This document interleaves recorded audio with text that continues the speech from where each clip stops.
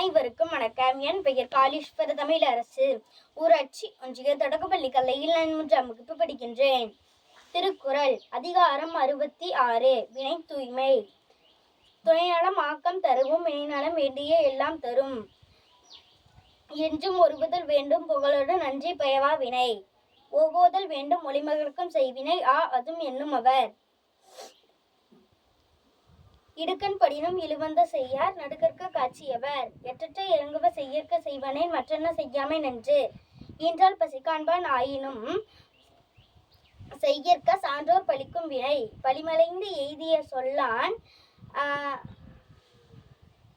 களி நல்குரவே தலை. கடிந்தொரார் செய்தார்க்கு அவைதாம் முடிந்தாலும் பீழை தரும். அழகொண்டு எல்லாம் அளப்போம் இழப்பின் பிற்பயக்கும் நற்பாலவை. சிலத்தால் பொருள் செய்து மார்த்தல் பசுமட் களத்துள் நீர் பெய்தீரி எற்றே. நன்றி.